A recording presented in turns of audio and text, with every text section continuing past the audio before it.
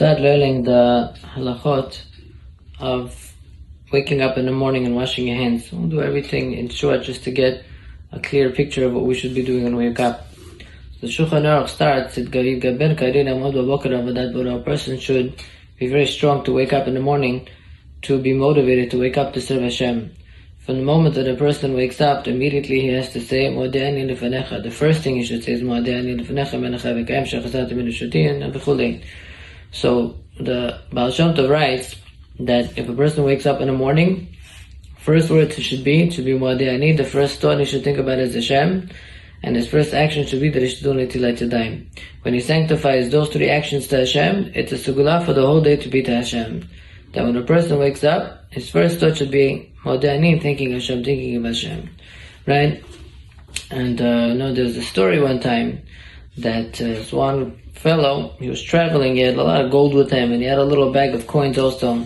And he went to a certain hotel, and he asked the hotel, the owner of the hotel, he said, "Can I put this gold somewhere?" The owner of the hotel, "Yeah, sure." He had a safe downstairs. So he took the gold and he went downstairs and he put it in the safe. And he took this little bag also of coins and stuff, he put it inside the safe. And the guy couldn't sleep all night, he was concerned, what's going to be, is the guy reliable, did he put it in a good safe, but he's the owner of the hotel, it should be okay. So what did he do? And he woke up in the morning, he ran there, and the guy gave him all the gold and everything back, and he opened the big bag and he's looking through it, and he sees everything is there. Then he tells him, "Where's the small bag?" He says, "Right there." So he takes the small bag, he opens it up, he starts counting in there also. So they bring that, what is this guy doing? If the guy would want to steal it, he would steal the big bag, he would steal something. If he's giving you the big bag back, he's going to steal a coin from the small bag, obviously all the coins are in there. This is the same thing with us and Hashem. We wake up in the morning, during the night our neshama goes up to Shemayim. We only have a little bit left to keep us alive. We wake up in the morning, Hashem gives us back our neshama, gives us back our life. It's like that big bag. If He gives us back that big bag, we're worried about all the small things throughout the day, all the small things in life. For sure, Kadosh Baruch Hu is going to give us everything else in life that we need. If He's giving back us our life, He'll support us with everything else that we need. So a Muslim, the person should wake up, he should be thankful to HaKadosh Baruch Hu and come to recognize that HaKadosh Baruch Hu, like the Ramah says, the person should always be aware that he's standing in the presence of Hashem. It brings the person to fear Hashem, to realize that everything he's doing is always in front of Hashem. Now let's get to the halacha part of it. When a person wakes up, he should wake up right away and wash his hands. Right? Now,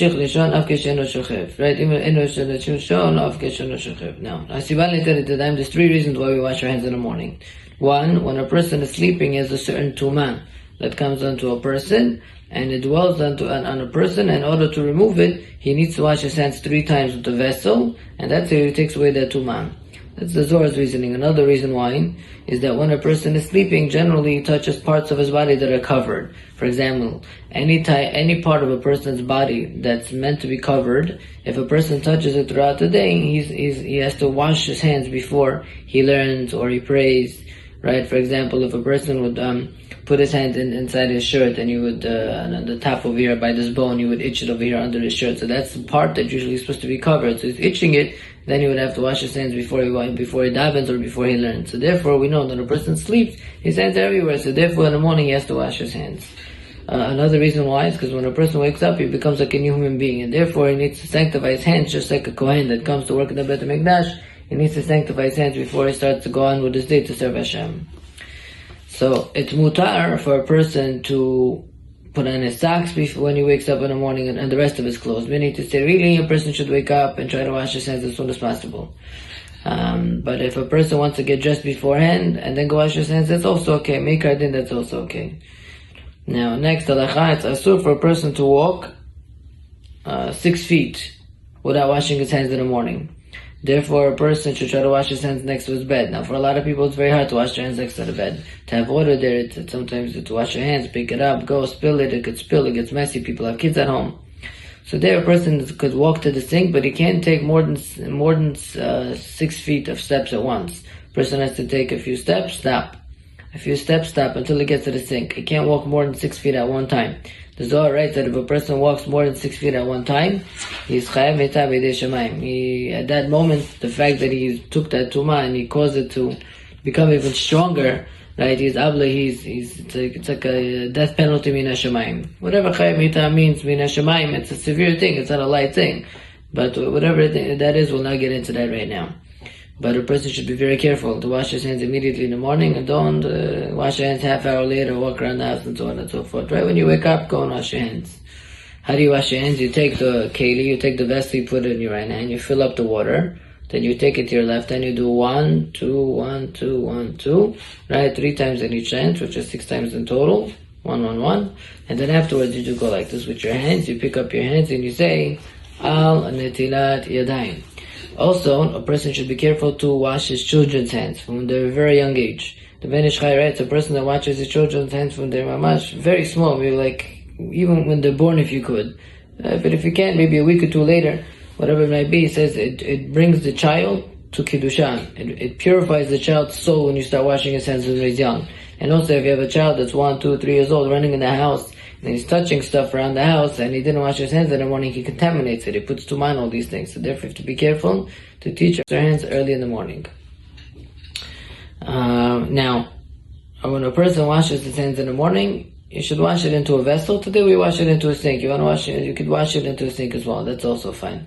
But if you want to wash it over dishes, you have to make sure that you rinse the dishes afterwards very well. Preferable, don't wash it over dishes. Move dishes to the side and wash it on the side.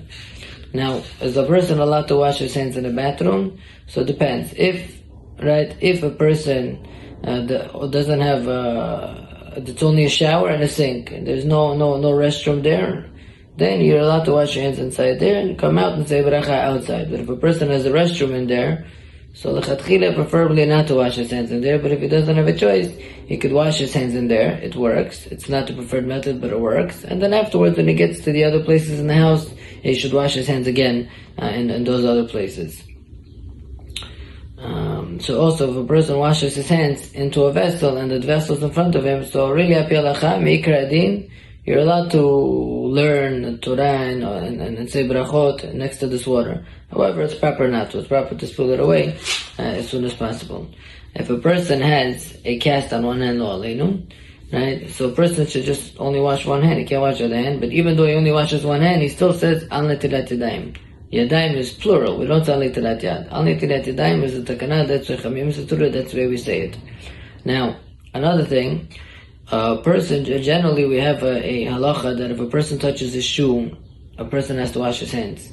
Right? Throughout the day, anytime if a person will touch his shoe, he needs to wash his hands. If a person would want to say berachot or learn Torah, a person's hands always need to be clean and pure in order to serve Hashem. However, if a person touches the top of his sock, and the socks are clean, when you pull up your socks over that area, he does not need to wash his hands. Right? So, but like we said earlier, those don't need to wash hands, but you put your hands in cover parts of your body that you do need to wash your hands. We'll stop here.